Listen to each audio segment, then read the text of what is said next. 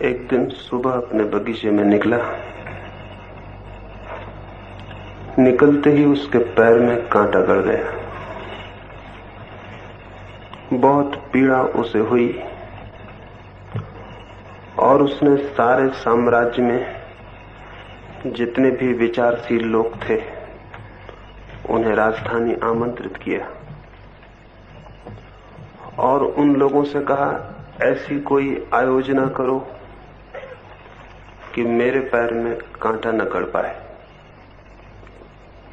वे विचारशील लोग हजारों की संख्या में महीनों तक विचार करते रहे और अंततः उन्होंने ये निर्णय किया कि सारी पृथ्वी को चमड़े से ढांक दिया जाए ताकि सम्राट के पैर में कांटा न गड़े।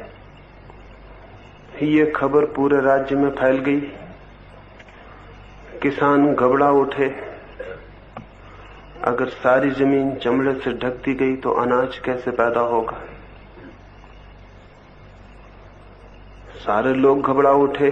राजा के पैर में कांटा न गड़े, कहीं इसके पहले सारी मनुष्य जाति की हत्या तो नहीं कर दी जाएगी, क्योंकि सारी जमीन ढक जाएगी तो जीवन असंभव हो जाए। लाखों लोगों ने राजमहल के द्वार पर प्रार्थना की और राजा को कहा, ऐसा न करें, कोई और उपाय खोजें। विद्वान फिर बुलाए गए और उन्होंने कहा, तब दूसरा उपाय यह है कि पृथ्वी से सारी धूल अलग कर दी जाए, कांटे अलग कर दिए जाएं ताकि आपको कोई तकलीफ ना हो। कांटों की सफाई का आयोजन हुआ। लाखों मजदूर राजधानी के आसपास झाड़ुएं लेकर रास्तों को, पथों को, खेतों को कांटों से मुक्त करने लगे। धूल के बवंडर उठे, आकाश धूल से भर गया। लाखों लोग सफाई कर रहे थे। एक भी कांटे को पृथ्वी पर बचने नहीं देना था। धूल नहीं बचने देनी थी ताकि राजा को कोई तकलीफ ना हो, उसके कपड़े भी खराब ना हो, कांटे भी ना गड़े। हजारों लोग बीमार पड़ गए, इतनी धूल उड़ी। कुछ लोग बेहोश हो गए क्योंकि 24 घंटा अखंड धूल उड़ाने का क्रम चलता था। धूल वापस बैठ जाती थी, इसलिए क्रम बंद भी नहीं किया जा सकता था। सारी प्रजा में घबराहट फैल गई। लोगों ने राजा से प्रार्थना की, ये क्या पागलपन हो रहा है। इतनी धूल उठा दी गई है कि हमारा जीना दूभर हो गया, सांस लेना मुश्किल है। कृपा करके ये धूल के बादल वापस बिठाए जाएं, कोई और रास्ता खोजा जाए। फिर हजारों मजदूरों को कहा गया कि वे जाके पानी भरें और सारी पृथ्वी को सींचें। नदी और तालाब सूख गए। लाखों भिश्तियों ने सारी राजधानी को, राजधानी के आसपास की भूमि को पानी से सींचा। कीचड़ मच गई, गरीबों के झोपड़े बह गए, बहुत मुसीबत खड़ी हो गई। फिर राजा से प्रार्थना की गई कि ये क्या हो रहा है, क्या आप हमें जीने न देंगे? क्या आपके पैर में एक कांटा लगता है तो हम सबका जीवन मुश्किल हो जाएगा? कोई और सरल रास्ता खोजें। और तभी एक बूढ़े आदमी ने आके राजा को कहा, मैं ये जूता आपके लिए बना लाया हूं, इसे पहन ले, कांटा फिर आपको न गड़ेगा और हमारा जीवन भी बच जाएगा। राजा हैरान हुआ, इतना सरल उपाय भी हो सकता था क्या? पैर ढके देखकर वो चकित हो गया। क्या कोई इतना बुद्धिमान मनुष्य भी था जितने इतनी सरलता से बात हल कर दी जिसे लाखों विद्वान हल न कर सके? करोड़ों रुपया खर्च हुआ, हजारों लोग परेशान हुए। इतनी सरल बात थी और सारे पंडित, सारे विद्वान क्रोध और ईर्ष्या से भर गए। ये बूढ़ा आदमी खतरनाक था। इस सब के प्रति, इस बूढ़े आदमी के प्रति उन सब के मन में तीव्र रोष भर गया। उन्होंने कहा, जरूर इस आदमी को शैतान ने ही सहायता दी होगी, क्योंकि हम इतने विचारशील लोग नहीं खोज पाए जो बात इसने खोज ली है। जरूर इसमें कोई खतरा है। राजा को उन्होंने समझाया, ये जूता खतरनाक सिद्ध होगा, शैतान का हाथ इसमें होना चाहिए, क्योंकि हमारी सारी बुद्धिमत्ता जो नहीं खोज सकी ये बूढ़ा आदमी कैसे खोज लेगा। राजा को उन्होंने भड़काया, समझाया, राजा भयभीत हो गया। उस बूढ़े आदमी को सूली दे दी गई। वो पहला समझदार आदमी सूली पे चढ़ा। और उसके बाद जितने लोगों ने ये सलाह दी है कि कृपा करें, पृथ्वी को परेशान न करें, अपने पैर ढक लें, उन सभी को सूली दी जाती रही। शायद इसीलिए वो पहला क्रांतिकारी व्यक्ति जिसने जूते की इजाद की थी, उसके वंशज आज भी अपमानित हैं, आज भी चम्हार का कोई आदर नहीं है। शायद पंडितों का ही हाथ होगा इसमें। इस कहानी से इन 3 दिनों की चर्चा को मैं शुरू करना चाहता हूं, इस वजह से कि सारी दुनिया में सभी मनुष्यों का एक ही प्रश्न है।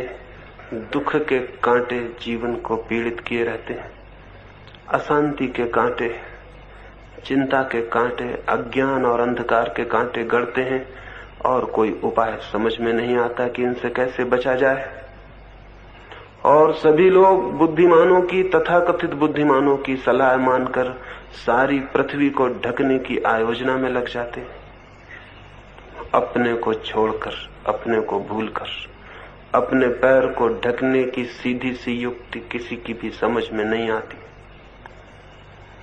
इतनी सीधी युक्ति है, लेकिन इस जमीन पर 10-5 ही ऐसे लोग हुए हैं जिन्होंने अपने पैर ढके हों। अधिक लोग पृथ्वी को ही बदलने की कोशिश करते रहे, और ये अधिक लोग, जितनी इन्होंने कोशिश की है जमीन को ढक देने की, धूल कांटों से अलग कर देने की, उतनी ही जमीन मुश्किल में पड़ती चली गई। इन सभी सुधारकों के कारण ही मनुष्य जाति इतनी पीड़ाओं में उलझ गई है कि आज कोई छुटकारा भी दिखाई नहीं पड़ता है। लेकिन एक सीधी सी बात थी कि हर आदमी अपने पैर ढक ले और कांटों से मुक्त हो जाए। लेकिन ये सीधी सी बात आश्चर्य ही है कि मुश्किल से ही कभी किसी को दिखाई पड़ती। इस सीधी सी बात को ही इन 3 दिनों में समझाने की आपको कोशिश करूंगा। नाराज आप जरूर होंगे मन में, क्योंकि सीधी बात किसी को समझाई जाए तो नाराजगी होती है। इतनी सीधी बात को भी समझाने की कोशिश करने से गुस्सा आता है। ऐसा लगता है कि क्या आप हमें इतना नासमझ समझते हैं कि सीधी सी बात को हमें समझाएं। लेकिन क्षमा मैं बाद में मांग लूंगा, बात तो यही मुझे समझानी है, क्योंकि यही एकमात्र कष्ट है मनुष्य के सामने। कांटे उसे चुभते हैं, लेकिन पैर को जूते से ढकने का ख्याल नहीं आता है। सब तरफ दृष्टि जाती है, हजारों उपाय सूझते हैं जीवन को शांत कर लेने के, एक उपाय भर नहीं सूझता है अपने को बदल लेने का, अपने को ढक लेने का। और सब योजना चलती है सुख की और आनंद की खोज की, सब दिशाएं खोज ली जाती हैं, सिर्फ एक दिशा अनछुई रह जाती है, वो है स्वयं की दिशा। जैसे स्वयं को हम देखते ही नहीं और सबको देखते रहते हैं। तो यहां इन 3 दिनों में इस सीधी सी बात पर थोड़ा सा हम विचार करेंगे कि क्या स्वयं को भी देखा जा सकता है। क्या ये संभव नहीं है कि हम अपने को बदल लें? क्या ये संभव नहीं है कि हमारी दृष्टि स्वयं के परिवर्तन और चिकित्सा पर चली जाए? क्या ये नहीं हो सकता है कि हम अपने को ढक लें और दुखों और पीड़ाओं से मुक्त हो जाएं?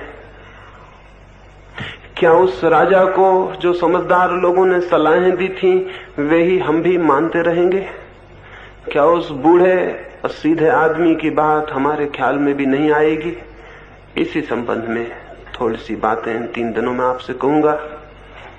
इसके पहले कि वे 3 दिनों की चर्चाएं शुरू हों, कुछ और थोड़ी सी प्राथमिक बातें आज ही मुझे कह देनी है, क्योंकि आज रात से जो 3 दिन का जीवन शुरू होगा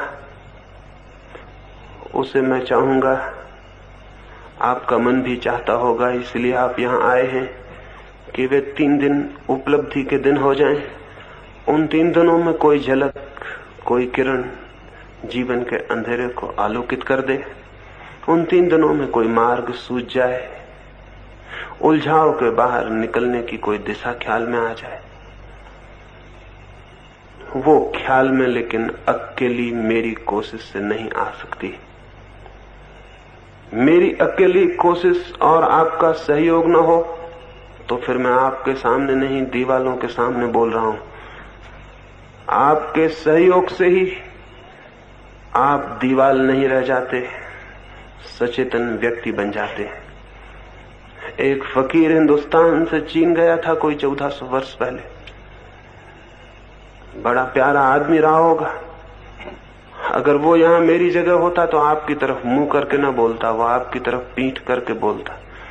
वो जब भी किसी से बोलता तो पीठ उसकी तरफ करता था और मुंह दीवाल की तरफ। लोग हैरान थे। चीन का सम्राट उससे मिलने आया और जब उसने पीठ की और दीवाल की तरफ मुंह करके बात करने लगा तो उसने कहा, ये क्या पागलपन है, आप मुझसे बात करते हैं और दीवाल की तरफ मुंह किए हैं। उस फकीर ने कहा, अब तक मुझे ऐसा आदमी नहीं मिला जो दीवाल न हो। कोई सहयोग ही नहीं करता तो उससे बोलने का प्रयोजन भी क्या है। सिर्फ भ्रम होता है कि हम बोल रहे हैं, सुनने वाला मौजूद ही नहीं होता है। तो 3 दिनों में आप किस भांति सहयोग कर सकेंगे, उस संबंध में कुछ 3 सूत्र आज मुझे आपसे कह देने हैं। उन 3 सूत्रों के आधार पर ही आपका सहयोग, आपका कोऑपरेशन मिल सकता है। और मैं जो कहना चाहता हूं मैं तो उसे कहूंगा ही, लेकिन आपका सहयोग होगा तो आप भी उसे सुन सकेंगे। अन्यथा मेरा कहना तो पूरा हो जाएगा, आपके सुनने की भी शुरुआत नहीं होगी। इतने से ही काफी मत समझ लेना कि मैंने बोला तो आपने सुन लिया। ये बात इतनी आसान नहीं है। आपको सुनने के लिए भी कुछ करना होगा, जैसा कि बोलने के लिए मुझे कुछ करना पड़ता है। आप यहां निष्क्रिय होकर, आप यहां पैसिव होकर अगर 3 दिन बैठे रहे, जैसे आप सिनेमा देखते हैं वैसे, तो फिर मेरी बात आपको सुनाई नहीं पड़ेगी। जिन सत्यों की हमें यहां चर्चा करनी है, उन सत्यों को सुनने के लिए आपको एक्टिव पार्टिसिपेंट, आपको सक्रिय सहयोगी होना पड़ेगा, अन्यथा वे बातें आप तक नहीं पहुंचेंगी। तो आप कैसे अपना सहयोग दे सकेंगे? मैं तो बोलूंगा, लेकिन आप कैसे सुन सकेंगे? और आप नहीं सुन सके तो कोई अर्थ मेरे श्रम का नहीं होता है। और आप नहीं सुन सके तो शायद आप कहेंगे मैं गया, लेकिन कुछ भी नहीं हो पाया। बहुत कुछ हो सकता है, लेकिन उसमें मुझसे ज्यादा महत्वपूर्ण आप हैं। मैं बहुत महत्वपूर्ण नहीं हूं, आप ही ज्यादा महत्वपूर्ण हैं। और वो 3 छोटे से सूत्र हैं जिनके अनुकूल इन 3 दिनों अगर आपने थोड़ी तैयारी की तो जिस बात की आप कामना लेकर आए हैं वो हो सकता है। उनमें पहला सूत्र है, इन 3 दिनों में इस भांति जिए जैसे कि पीछे कुछ भी नहीं है और आगे भी कुछ नहीं। हम तो इस भांति जीते हैं जैसे इस समय कुछ भी नहीं है, जो कुछ है पीछे था और जो कुछ है आगे है। वर्तमान का, प्रेजेंट का जो मौजूद है, हमारी दृष्टि में कोई आकलन ही नहीं होता है। और सच्चाई यह है कि वर्तमान की ही केवल सत्ता है। एग्जिस्टेंस केवल उसका ही है जो मौजूद है, न तो जो बीत गया उसकी कोई सत्ता है और न उसकी जो आने को है। लेकिन या तो हम पीछे की तरफ देखते हुए जीते हैं या आगे की तरफ। या तो अतीत की चिंता हमारे मन में होती है या भविष्य की कल्पना, लेकिन वर्तमान का कोई बोध नहीं होता है। और वर्तमान का बोध न हो तो न तो आप जी सकते हैं, न सुन सकते हैं, न समझ सकते हैं, और न सत्य को जानने का द्वार खुल सकता है। हमारा चित्त निरंतर की आदत के कारण या तो पीछे की स्मृतियों में खोया रहता है, जिनकी अब कोई जगह नहीं रह गई जमीन पर, पृथ्वी पर, सत्ता में, जिनके कोई चिन्ह नहीं रह गए सिवाय हमारी मेमोरी, हमारी स्मृति को छोड़कर। और या फिर हम भविष्य की ऊहापोह में, कल्पना में, आने वाले कल के इरादे और विचारों में खोए रहते हैं। ये दोनों ही तरह के लोग कभी भी सत्य को नहीं जान सकते, क्योंकि सत्य है वर्तमान में, इस क्षण में, अभी और यहां, और हम अभी और यहां कभी भी नहीं होते। हम कहीं पीछे या कहीं आगे होते। बुद्ध 12 वर्षों के बाद अपने गांव वापस लौटे थे। उनके पिता बुद्ध का स्वागत करने गांव के बाहर गए, लेकिन मन में उनके बहुत क्रोध था। 12 वर्ष पहले ये लड़का घर द्वार छोड़कर भाग गया था, उसकी पीड़ा थी, दुख था। जाके उन्होंने बुद्ध से कहा, तू अभी वापस लौटा, मेरे द्वार खुले हैं, बहुत चोट, बहुत दुख तूने मुझे पहुंचाया, लेकिन आखिर मैं पिता हूं, पिता का प्रेम, मैं अपने दरवाजे बंद नहीं कर सकता, तुझे क्षमा कर दूंगा, तू वापस आ जा। बुद्ध ने क्या कहा पता है? बुद्ध ने कहा, मैं निवेदन करूंगा, कृपा करके आप एक बार मुझे देखें जो मैं हूं, जो 12 साल पहले आपके घर से गया था, वो अब कहीं भी नहीं है। मैं दूसरा ही होकर लौटा हूं, मैं बिल्कुल नया हूं, और आप मुझे देख ही नहीं रहे, क्योंकि आपकी आंखों में 12 वर्ष पहले का चित्र ही मौजूद है। आप उसी से बातें कर रहे हैं जो 12 साल पहले था। गंगा में बहुत पानी बह गया 12 वर्षों में, मुझ में भी बहुत पानी बह गया 12 वर्षों में, मैं बिल्कुल दूसरा आदमी होकर लौटा हूं। लेकिन बुद्ध के पिता की आंखें तो क्रोध से भरी थी। वे कहने लगे, मैं और तुझे नहीं जानूंगा, मैंने जिसने तुझे पैदा किया और जन्म दिया, मुझे तू शिक्षा देगा, मुझे तू समझाएगा।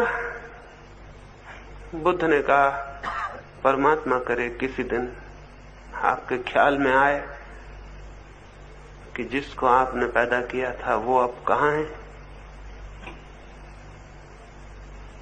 मैं निवेदन करता हूं, एक बार मुझे देखें जो मैं हूं। पता नहीं बुद्ध के पिता देख पाए या नहीं, हम भी नहीं देख पाते हैं, हम भी पीछे पीछे अटके रह जाते हैं। और जिंदगी रोज बदल जाती है, जिंदगी रोज बदल जाती है, प्रतिपल सब कुछ बदल जाता है, और हम पीछे ही उलझे रह जाते हैं। इसलिए जीवन से हमारा संस्पर्श नहीं हो पाता, और या फिर हम आगे के ऊहापोह में और कल्पना में खो जाते। मैंने सुना है एक आदमी एक ट्रेन में न्यूयॉर्क की तरफ सफर कर रहा था। एक बीच के स्टेशन पर एक युवक भी सवार हुआ। उस युवक के हाथ के बस्ते को देखकर लगता था वो किसी इंश्योरेंस का एजेंट होगा। उस बूढ़े आदमी के पास वो बैठा। फिर थोड़ी देर बाद उसने पूछा कि क्या मां से आप बता सकेंगे आपकी घड़ी में कितना बजा हुआ है? वो बूढ़ा थोड़ी देर चुप रहा और उसने कहा, क्षमा करें, मैं न बता सकूंगा। उस युवक ने कहा, क्या आपके पास घड़ी नहीं है? उस बूढ़े ने कहा, घड़ी तो जरूर है, लेकिन मैं थोड़ा आगे का भी विचार कर लेता हूं, तभी कुछ करता हूं। अभी तुम पूछोगे कितना बजा है और मैं घड़ी में बताऊंगा कितना बजा है, हम दोनों के बीच बातचीत शुरू हो जाएगी। फिर तुम पूछोगे आप कहां जा रहे हैं? मैं कहूंगा न्यूयॉर्क जा रहा हूं, तुम कहोगे मैं भी जा रहा हूं। आप किस मोहल्ले में रहते हैं? तो मैं अपना मोहल्ला बताऊंगा। संकोच बस मुझे कहना पड़ेगा, अगर कभी वहां आए तो मेरे घर भी आना, मेरी जवान लड़की। तुम घर आओगे, निश्चित ही उसके प्रति आकर्षित हो जाओगे। तुम उससे कहोगे कि चित्र देखने चलती हो, वो जरूर राजी हो जाएगी। और ये मामला यहां तक बढ़ेगा कि एक दिन मुझे विचार करना पड़ेगा कि बीमा एजेंट से अपनी लड़की की शादी करनी या नहीं करनी, और मुझे बीमा एजेंट बिल्कुल भी पसंद नहीं आते। इसलिए कृपा करो मुझसे तुम घड़ी का समय मत पूछो। इस आदमी पर जरूर हमें हंसी आ सकती, लेकिन हम सब इसी तरह के आदमी हैं। हमारा चित्त प्रतिपल वर्तमान से छिटक जाता है और भविष्य में उतर जाता है, और भविष्य के संबंध में आप कुछ भी सोचें सभी ऐसा ही फिजूल और व्यर्थ है, क्योंकि भविष्य है नहीं। जो भी आप सोचेंगे सभी कल्पना, सभी इमेजिनेशन। जो भी आप सोचेंगे वो इसी तरह का झूठा और व्यर्थ है, जैसे इस आदमी का इस छोटी सी बात से कि घड़ी में कितना बजा है इतनी लंबी यात्रा पर कूद जाना। इसका चित्त हम सब का चित्त है। हम सब प्रतिपल खड़े होते नहीं वर्तमान पर और भविष्य में कूद जाते हैं या अतीत में कूद जाते हैं। लेकिन जो क्षण मौजूद होता है उसमें हम मौजूद नहीं हो पाते, और उसकी ही सत्ता है, वही वास्तविक है। अतीत और भविष्य, इन दोनों के बंधनों में मनुष्य की चेतना वर्तमान से अपरिचित रह जाती है। अतीत और भविष्य दोनों मनुष्य की ईजादें हैं। जगत की सत्ता में उनका कोई भी स्थान नहीं, उनका कोई भी अस्तित्व नहीं। भविष्य और अतीत, पास्ट और फ्यूचर कल्पित समय है, स्यूडो टाइम है, वास्तविक समय नहीं। वास्तविक समय, रियल टाइम तो केवल वर्तमान का क्षण है।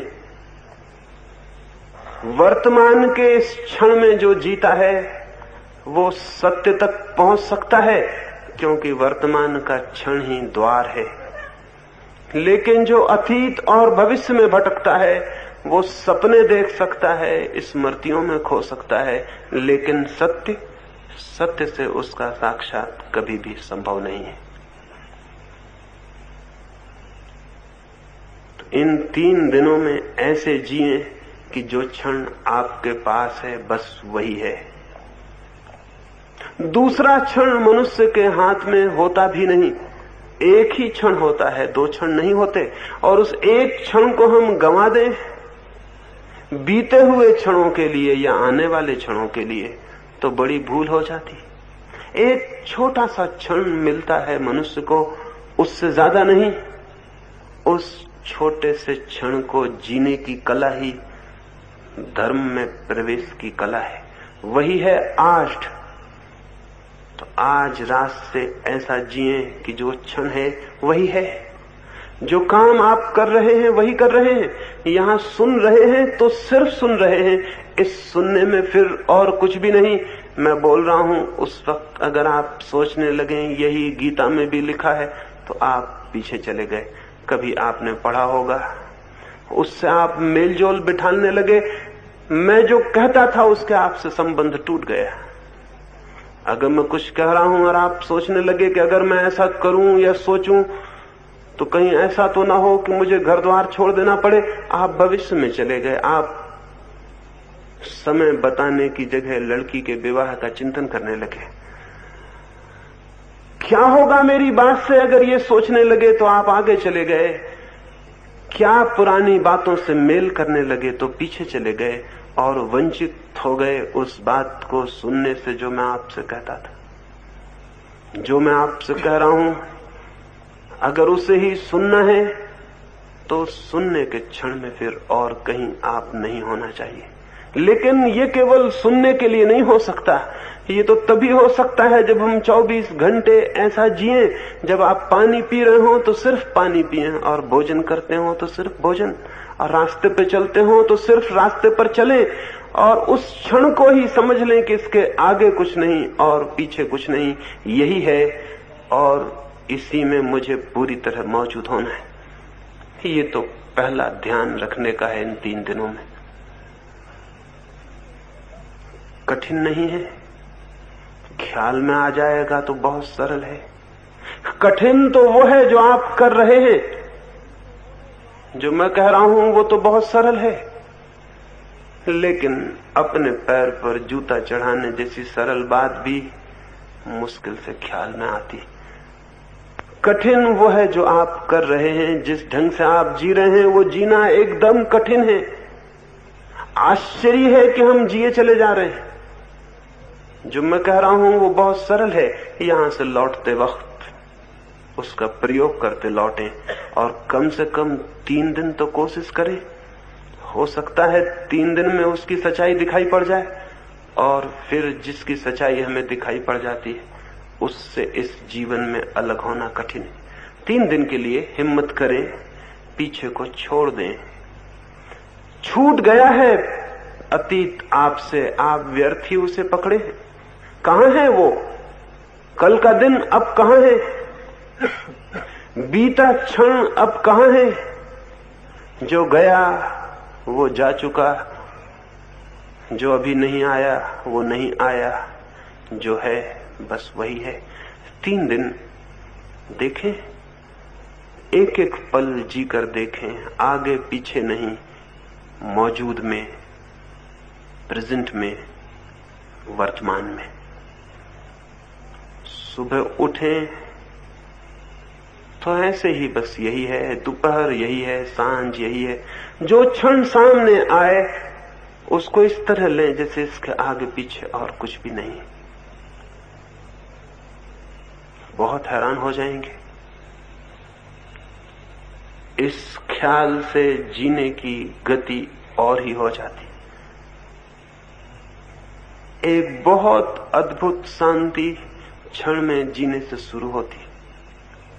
आदमी कभी शांत नहीं है। सुनते हैं एक बार सिर्फ सारी मनुष्य जाति शांत हो गई थी एक क्षण को। कोई बहुत होशियार आदमी ने तरकीब निकाली थी, तब कहीं ये हो पाया था, लेकिन ये बहुत पुरानी घटना है, आप में से किसी को भी याद नहीं होगी। किसी किताब में नहीं लिखी गई, क्योंकि किताबें बहुत बाद में लिखी गई, ये उसके पहले की घटना है। और शायद आपने सुनी भी ना होगी, क्योंकि बहुत ही मुश्किल से किसी को ये पता है। एक बार एक समझदार आदमी ने एक तरकीब निकाली थी कि सारी मनुष्य जाति को शांत रहने का अनुभव करा दे।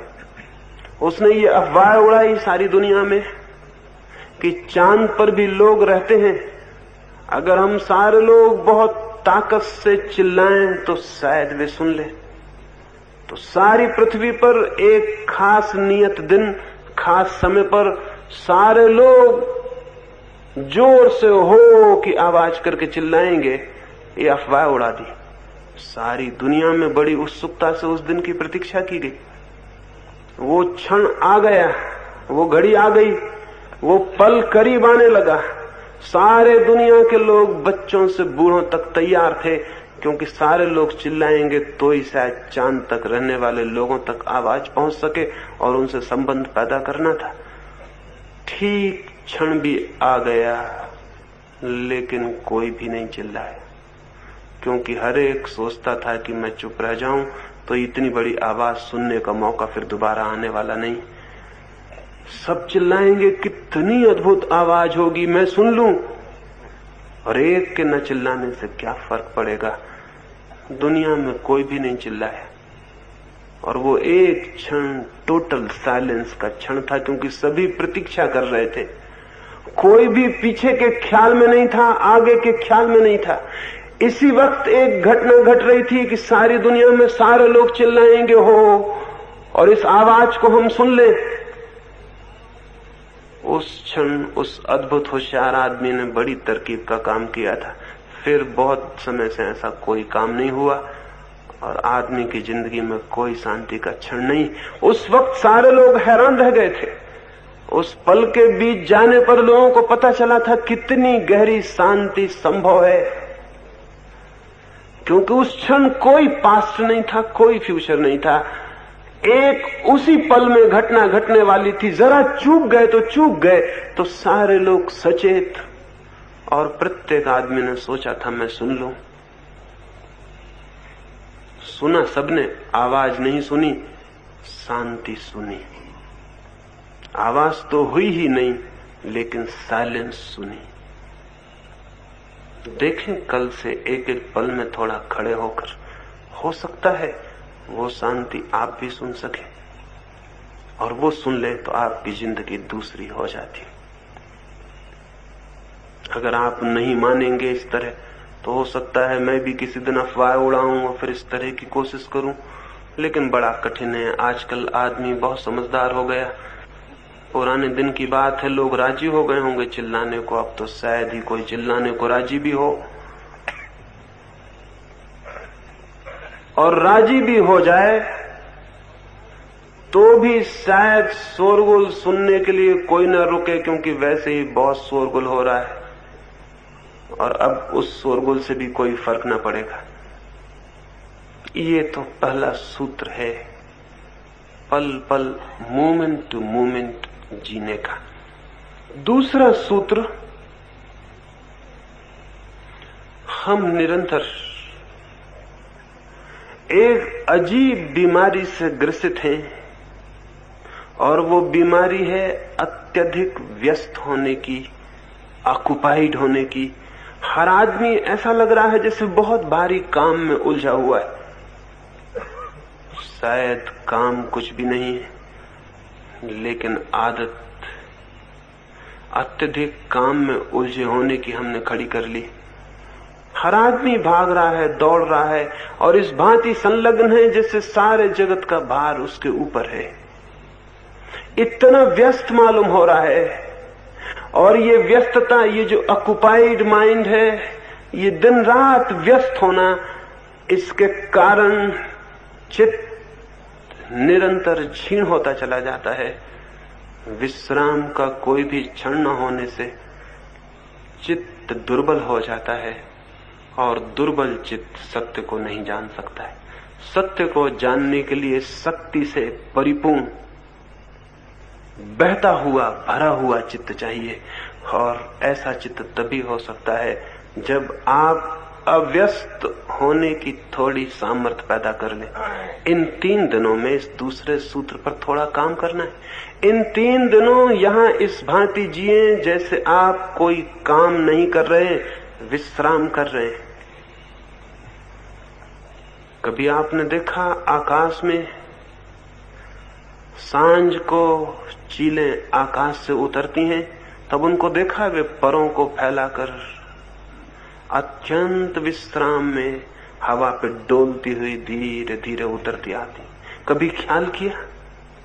कभी चीलों के पर देखे तुले हुए? न तो पंखे हिल रहे हैं, न वे हवाओं में तैरने की कोशिश कर रही हैं, उन्होंने सिर्फ पंख छोड़ दिए हैं और हवाओं पे सवार हो गई हैं। हवाएं उन्हें धीरे धीरे नीचे उतारती ला रही हैं। सारी प्रकृति इसी भांति विश्राम में जी रही है, सिर्फ मनुष्य को छोड़कर। मनुष्य अति तनाव में है और उसे ख्याल भी नहीं है कि इतना तना हुआ होना, इतना व्यस्त, इतना उलझा हुआ होना ही उसे वंचित कर रहा है किसी सत्य को, किसी आनंद को जानने से। तो इन 3 दिनों में अत्यंत शांत और अव्यस्त, जैसे आप कोई काम नहीं कर रहे हैं, विश्राम कर रहे हैं, इन 3 दिनों को सब भांति आध्यात्मिक छुट्टी के दिन बना लें, स्पिरिचुअल हॉलीडे समझ लें। साधारणता छुट्टी हम मनाते हैं, वो भी शरीर की छुट्टी होती है, मन की छुट्टी नहीं होती। इन 3 दिनों में मन को भी छुट्टी दे दें। इस भांति जिए जैसे कोई भी काम नहीं है। और यहां क्या काम है? आप बिल्कुल बिना काम है यहां, और इन 3 दिनों को बिल्कुल ही ऐसे गुजार देना है जैसे कोई सो के विश्राम करके गुजार देता है। तो इन 3 दिनों में आप पाएंगे आपका मन एक नई ताजगी, ऊर्जा और शक्ति से भर गया। और ये शक्ति बहुत जरूरी है। इस शक्ति के बिना कोई रास्ता नहीं है कि आप तय कर सकें। लेकिन अव्यस्त होना जरूरी है, कोई ऑक्युपाइड चित्त की दशा ना हो। लेकिन हम तो, एक आदमी को मैं देखता था रोज सांझ वो घूमने जाते थे, लेकिन घूमने भी वो ऐसे जाते थे इतनी तेजी से कि जैसे किसी युद्ध पर जा रहे हो। तो मैंने उन्हें टोका और मैंने कहा कि आप किसी लड़ाई पर जाते हैं रोज? उन्होंने कहा लड़ाई पर? मैं तो घूमने जाता हूं। तो मैंने कहा लेकिन जाते आप ऐसे हैं, इतने तने हुए इतने खिंचे हुए, इतने परेशान, इतने भागे हुए, जैसे कहीं पहुंचना हो। कहां पहुंचने के लिए जाते? उनका पहुंचने में सिर्फ घूमने जाता हूं। लेकिन मैंने कहा आपका मन घूमने की दशा में नहीं होता। घूमने जाने का मतलब है ऐसे जाना जैसे कहीं पहुंचना नहीं है। कोई हम यात्रा थोड़ी कर रहे हैं।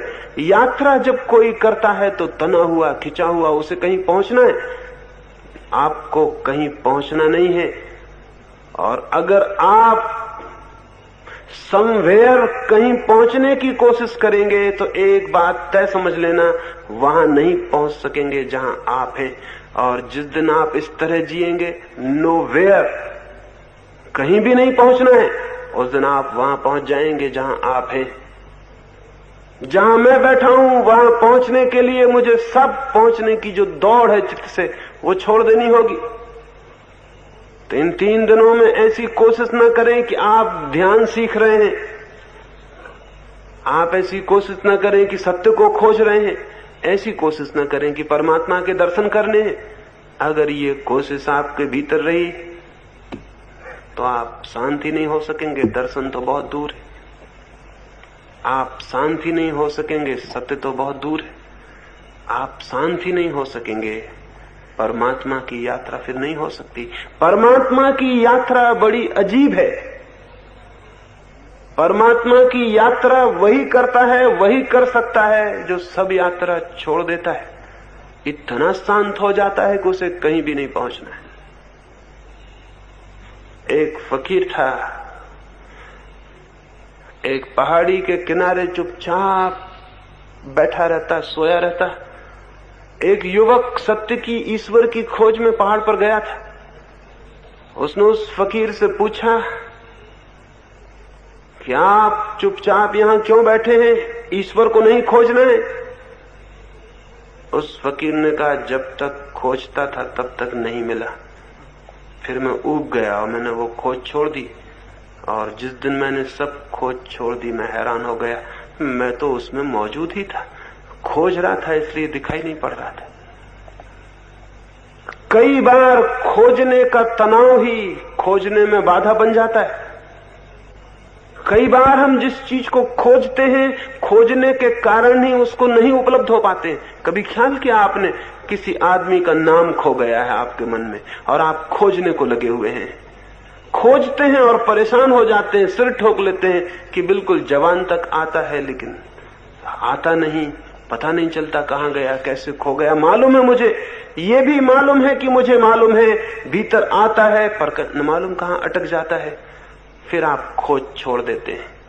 फिर आप अपनी बगिया में गड्ढा खोद रहे हैं, या अपने कुत्ते के साथ खेल रहे हैं, या अपने बच्चे से गपशप कर रहे हैं और एकदम आप हैरान हो जाते हैं, वो नाम मौजूद हो गया, वो आ गया है।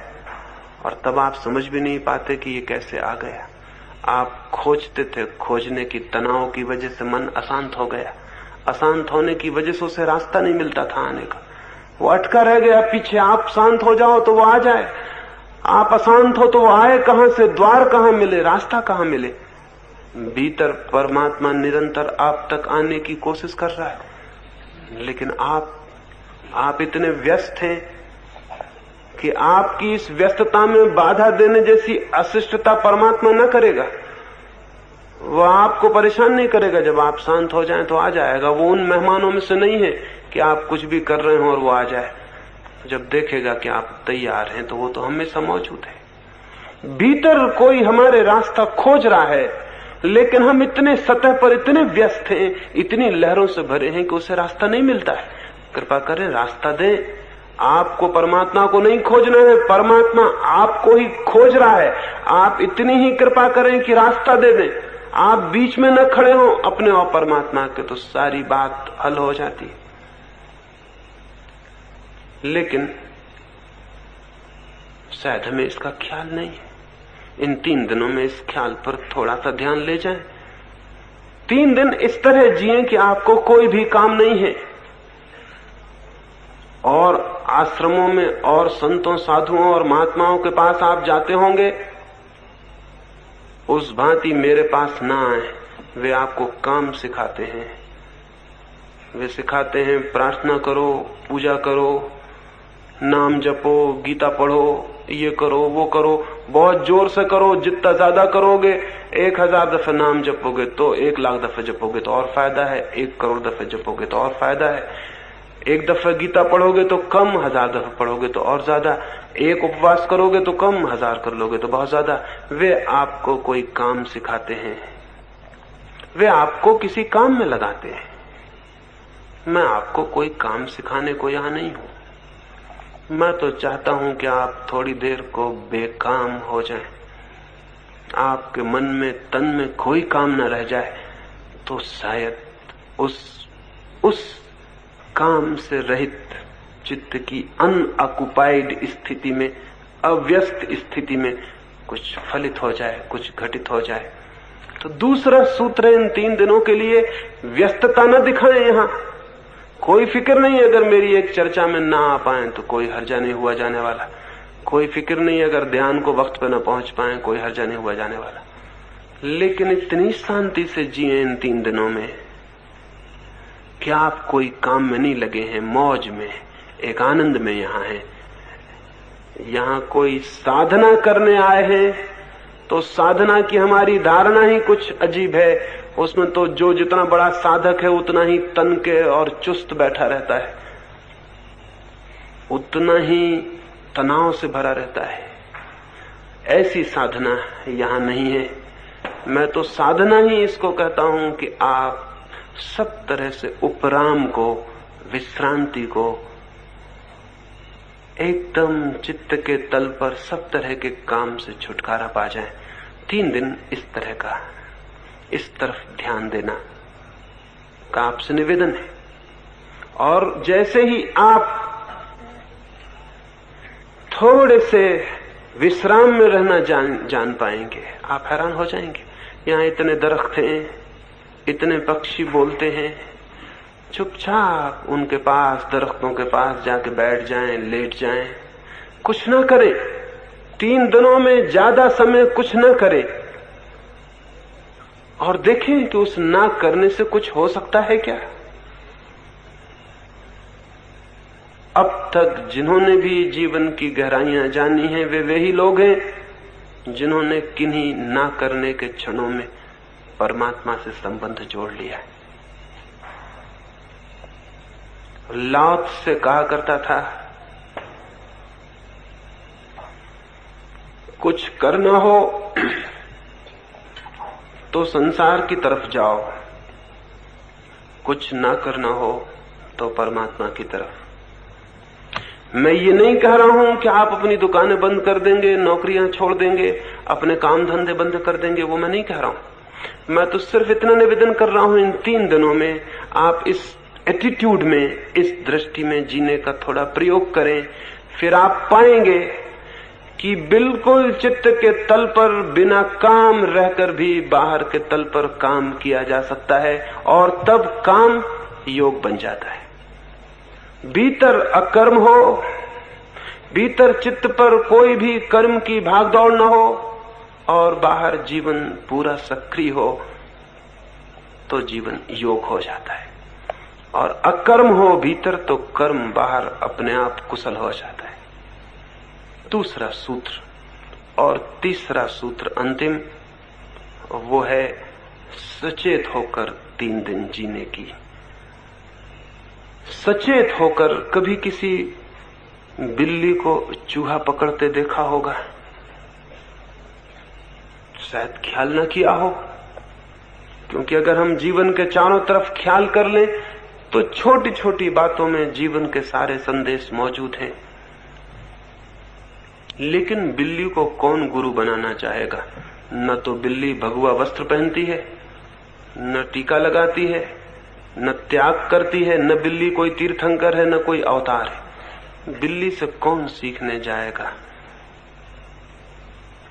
लेकिन कभी बिल्ली को देखें, चूहे को पकड़ने के लिए कितनी तत्परता से बैठी, कितनी सचेत। एक पत्ता हिल जाएगा तो बिल्ली अपने पूरे प्राणपण से कूदने को मौजूद है। एक चूहे की जरा सी खड़खड़ाहट होगी, किसी चूहे के बिल में थोड़ी सी आवाज होगी, किसी को पता नहीं चलेगा, लेकिन बिल्ली बिल्ली सचेत है और जागी हुई है। बिल्ली की भांति सचेत होने का जो आदमी अपने चित्त की तैयारी कर लेता है, उस आदमी से सत्य बच के नहीं निकल सकता। बिल्ली से चूहा बच के निकल भी जाए, लेकिन सचेत मनुष्य से सत्य बच के नहीं निकल सकता। इतनी सचेतना चाहिए, लेकिन हम तो सोए सोए जीते। रास्ते पर निकल जाते हैं, न तो हमें वृक्ष दिखाई पड़ते, न उन पर बैठे हुए पक्षी हमें सुनाई पड़ते, न आकाश में उगा हुआ चांद हमें दिखाई पड़ता। हमें कुछ भी दिखाई नहीं पड़ता। हम तो जैसे सोए हुए चले जा रहे हैं। कई बार अनुभव हुआ होगा, किसी किताब का एक पन्ना पढ़ते हैं, बाद में पता चलता है कि मुझे तो जैसे मैंने कुछ भी नहीं पढ़ा, कुछ ख्याल नहीं आता। लेकिन आप पढ़ तो गए, सोए सोए पढ़ गए होंगे। कभी ख्याल आता है, कोई आदमी कोई बात करता है और चूक जाती है, बाद में हमें ख्याल आता है सुनी तो थी, लेकिन कुछ ख्याल नहीं पड़ता, सोए सोए सुनी होगी। केवल 24 घंटे में मुश्किल से कोई क्षण होता होगा जब हम जाग के जिंदगी को थोड़ा बहुत अनुभव करते हो, अन्यथा हम सोए सोए चलते हैं। एक शिक्षक था, युवकों को दरख्तों पे चढ़ना सिखाता था। एक युवक को सिखा रहा था, एक राजकुमार सीखने आया हुआ था। राजकुमार चढ़ गया था ऊपर की चोटी तक, वृक्ष की ऊपर के शाखाओं तक, फिर उतर रहा था। वो बूढ़ा चुपचाप दरख्त के नीचे बैठा हुआ देख रहा था। कोई 10 फीट नीचे से रह गया होगा युवक, तब वो बूढ़ा खड़ा हुआ और चिल्लाया, सावधान बेटे, सावधान होकर उतरना, होश से उतरना। वो युवक बहुत हैरान हुआ। उसने सोचा, या तो ये बूढ़ा पागल है। जब मैं 100 फीट ऊपर था और जहां से गिरता तो जीवन के बचने की संभावना न थी, जब मैं बिल्कुल ऊपर की चोटी पर था तब तो ये कुछ भी नहीं बोला, चुपचाप आंख बंद किए वृक्ष के नीचे बैठा रहा। और अब जबकि मैं नीचे ही पहुंच गया हूं, कोई खतरा नहीं है, तो पागल चिल्ला रहा है, सावधान सावधान। नीचे उतर के उसने कहा कि मैं हैरान हूं, जब मैं ऊपर था तब तो आपने कुछ भी नहीं कहा, जब डेंजर था, खतरा था, और जब मैं नीचे आ गया जहां कोई खतरा न था।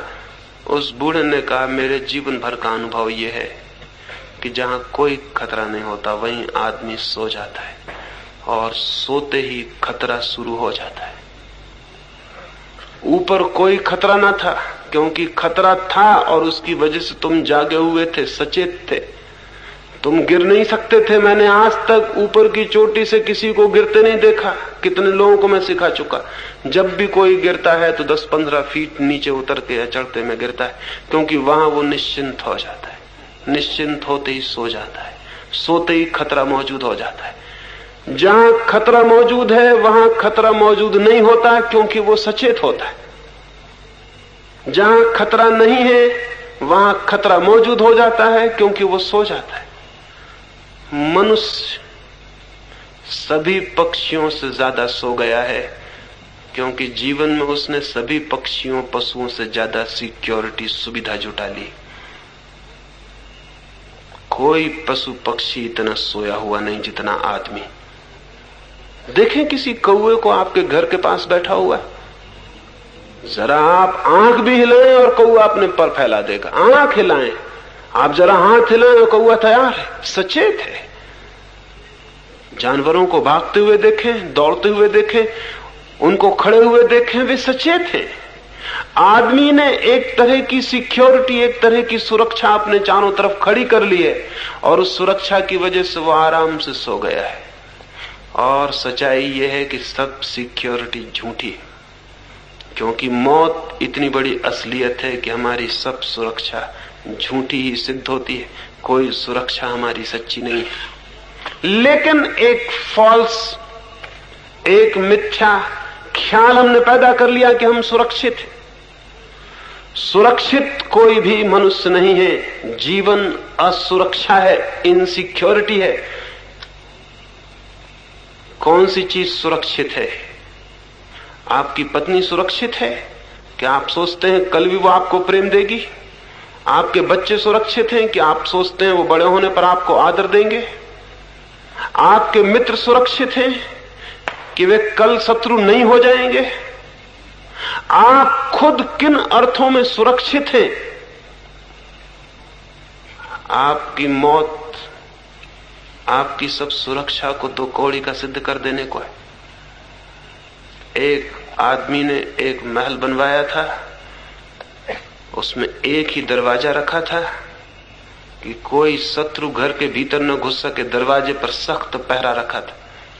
फिर पड़ोस का राजा उसके महल को देखने आया।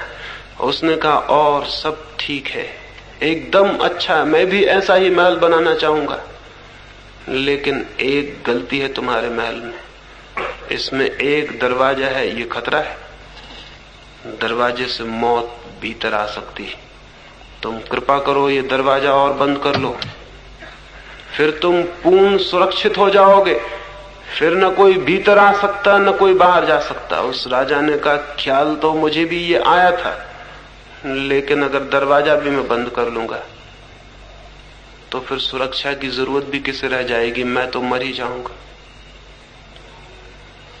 जी रहा हूं क्योंकि दरवाजा खुला है।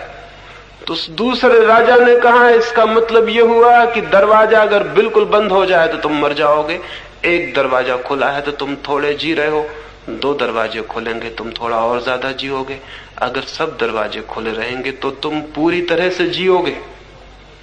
लेकिन सब दरवाजे खोलने में हम डरते हैं और इसलिए जी नहीं पाते। सब दरवाजे बंद कर लेते हैं जिंदगी के, फिर भीतर सिक्योरिटी में, सुरक्षा में निश्चिंत होकर सो जाते हैं।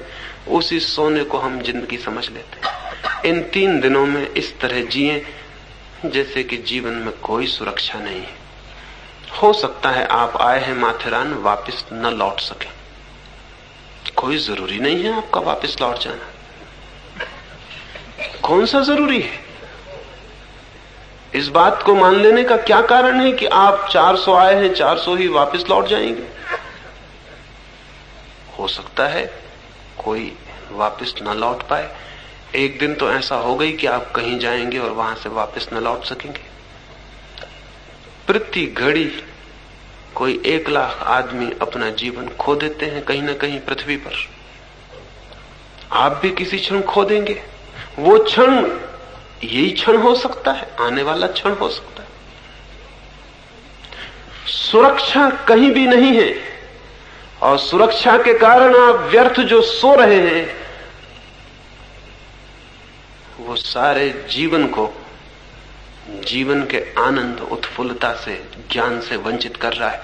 तो इन 3 दिनों ऐसे जिए जैसे आप जागे हुए हैं, प्रतिपल होश से भरे हुए हैं। एक एक घटना, एक एक पत्थर, एक एक पत्ता, एक एक पत्ते पर चमकती सूरज की रोशनी, चांद की रोशनी बदलियों पर, सब आपको दिखाई पड़ रहा है। आप जागे हुए, सब चीजों के प्रति आप सचेत हैं। जीवन एक खतरा है और आप चेतना से भरे हुए, उठते बैठते सब तरह से जागे हुए हैं। जागे हुए होने का अर्थ एक छोटी कहानी से समझाऊं, फिर मैं अपनी चर्चा पूरी करूं। एक बहुत अद्भुत आदमी था, वो चोरों का गुरु था। सच तो यह है कि चोरों के अतिरिक्त और किसी का कोई गुरु होता ही नहीं। चोरी सीखने के लिए गुरु की बड़ी जरूरत है। तो जहां जहां चोरी वहां वहां गुरु, जहां जहां गुरु वहां वहां चोरी। वो चोरों का गुरु था, मास्टर थीफ था। उतना जितना कुशल कोई चोर नहीं था। कुशलता थी, वो तो एक टेक्निक था, एक शिल्प था। जब बूढ़ा हो गया तो उसके लड़के ने कहा कि मुझे भी सिखा दें। उसके गुरु ने कहा ये बड़ी कठिन बात है। पिता ने चोरी करनी बंद कर दी थी। उसने कहा ये बहुत कठिन बात है। फिर मैंने चोरी करनी बंद कर दी, क्योंकि चोरी में कुछ ऐसी घटनाएं घटी कि जिनके कारण मैं ही बदल गया। उसके लड़के ने पूछा कौन सी घटनाएं? उसने कहा कुछ ऐसे खतरे आए कि उन खतरों में मैं इतना जाग गया, जागने की वजह से चोरी मुश्किल हो गई, और जागने की वजह से उस संपत्ति का ख्याल आया जो सोने के कारण दिखाई नहीं पड़ती थी। अब मैं एक दूसरी ही चोरी में लग गया हूं, अब मैं परमात्मा की चोरी कर रहा हूं। पहले आदमियों की चोरी करता रहा, लेकिन मैं तुम्हें कोशिश करूंगा, शायद तुम्हें भी ये हो जाए। चाहता तो यही हूं कि तुम आदमियों के चोर मत बनो, परमात्मा के ही चोर बनो, लेकिन शुरुआत आदमियों की चोरी से कर देने में भी कोई हर्जा नहीं है। ऐसे हर आदमी ही आदमी की ही चोरी से शुरुआत करता है। हर आदमी के हाथ दूसरे आदमी की जेब में पड़े होते हैं। जमीन पर दो ही तरह के चोर हैं, आदमियों से चुराने वाले और परमात्मा से चुरा लेने वाले। परमात्मा से चुरा लेने वाले तो बहुत कम हैं जिनके हाथ परमात्मा की जेब में चले जाएं, लेकिन आदमियों की तो हाथ में सारे लोग एक दूसरे की जेब में डाले ही रहते हैं, और खुद के दोनों हाथ दूसरे की जेब में डाल देते हैं तो दूसरों के उनकी जेब में हाथ डालने की सुविधा हो जाती है। स्वाभाविक, क्योंकि अपनी जेब की रक्षा करें तो दूसरे की जेब से निकाल नहीं सकते, दूसरे की जेब से निकालें तो अपनी जेब असुरक्षित छूट जाती, उसमें से दूसरे निकालते हैं। एक म्यूचुअल, एक पारस्परिक चोरी सारी दुनिया में चल रही। उसने कहा कि लेकिन चाहता हूं कि कभी तुम परमात्मा के चोर बन सको, तुम्हें मैं ले चलूंगा। दूसरे दिन वो अपने युवा लड़के को लेकर राजमहल में चोरी के लिए गया। उसने जाके आहिस्ता से दीवार की ईंटें सरकाई।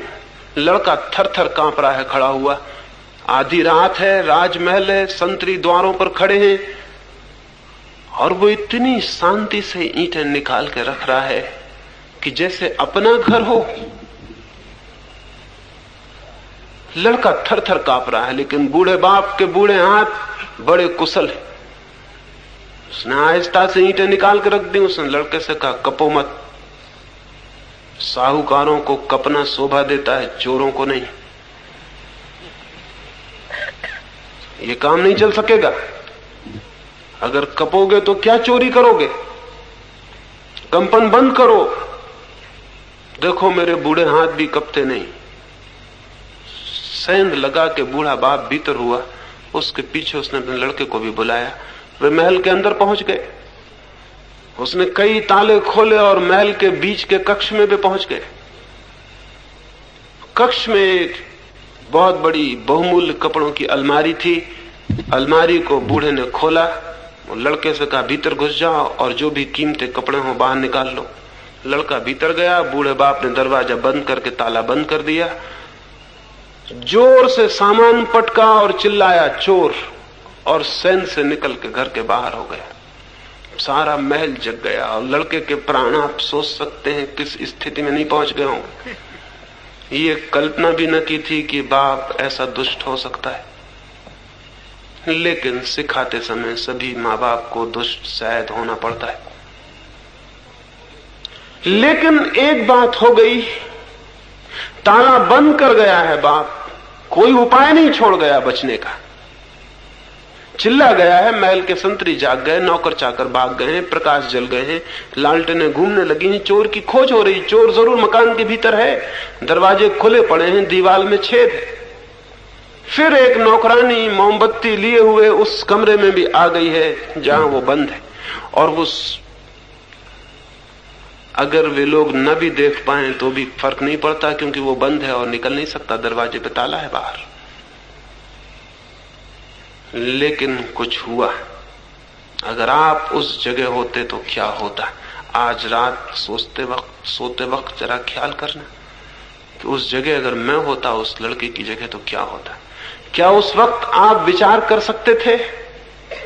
विचार करने की कोई गुंजाइश ही नहीं थी। उस वक्त आप क्या सोचते? सोचने का कोई मौका नहीं था। उस वक्त आप क्या करते? कुछ भी करने का उपाय नहीं था। द्वार बंद, बाहर ताला लगा हुआ है, संतरी अंदर घुस आए हैं, नौकर भीतर खड़े हैं, घर भर में खोजबीन की जा रही। आप क्या करते? उस लड़के के पास करने को कुछ भी नहीं था। न करने के कारण वो बिल्कुल शांत हो गया। उस लड़के के पास सोचने को कुछ नहीं था, सोचने का कोई जगह नहीं थी, गुंजाइश नहीं थी। सो जाने का मौका नहीं था क्योंकि खतरा बहुत बड़ा था, जिंदगी मुश्किल में थी। वो एकदम अलर्ट हो गया। ऐसी अलर्टनेस, ऐसी सचेतता, ऐसी सावधानी उसने जीवन में कभी देखी नहीं थी। ऐसे खतरे को ही नहीं देखा था। और उस सावधानी में कुछ होना शुरू हुआ, उस सचेतना के कारण कुछ होना शुरू हुआ जो वो नहीं कर रहा था, लेकिन हुआ। उसने कुछ अपने नाखून से दरवाजा खरोचा, नौकरानी पास से निकलती थी। उसने सोचा शायद चूहा या कोई बिल्ली कपड़ों की अलमारी में अंदर है। उसने ताला खोला, मोमबत्ती लेके भीतर झांका। उस युवक ने मोमबत्ती बुझा दी। बुझाई ये कहना केवल भाषा की बात है। मोमबत्ती बुझा दी गई क्योंकि युवक ने सोचा नहीं था कि मैं मोमबत्ती बुझा दूं। मोमबत्ती दिखाई पड़ी, युवक शांत खड़ा था, सचेत। मोमबत्ती बुझा दी, नौकरानी को धक्का दिया, अंधेरा था, भागा। नौकर उसके पीछे भागे, दीवार से बाहर निकला, जितनी ताकत से भाग सकता था भाग रहा था। भाग रहा था कहना गलत है, क्योंकि भागने का कोई उपक्रम, कोई चेष्टा, कोई एफर्ट वो नहीं कर रहा था। बस पा रहा था कि मैं भाग रहा हूं। और फिर पीछे लोग लगे थे। वो एक कुएं के पास पहुंचा, उसने एक पत्थर को उठा के कुएं में पटका। नौकरों ने कुएं को घेर लिया। वे समझे कि चोर कुएं में कूद गया है। वो एक दरख्त के पीछे खड़ा, फिर आहिस्ता से अपने घर पहुंचा। जाके देखा उसका पिता कंबल ओढ़े सो रहा था। उसने कंबल झटके से खोला और कहा कि आप यहां सो रहे हैं मुझे मुश्किल में फंसा के। उसने कहा बात मत करो, तुम आ गए, बात खत्म हो गई। कैसे आए तुम खुद ही सोच लेना, कैसे आए तुम वापिस। उसने कहा मुझे पता नहीं कि मैं कैसे आया हूं, लेकिन कुछ बातें घटी। मैंने जिंदगी में ऐसी अलर्टनेस, ऐसी ताजगी, ऐसा होश कभी देखा नहीं था। और आउट ऑफ दैट अलर्टनेस, उस सचेतता के भीतर से फिर कुछ होना शुरू हुआ जिसको मैं नहीं कह सकता कि मैंने किया। मैं बाहर आ गया हूं। उस बूढ़े ने कहा अब दोबारा भीतर जाने का इरादा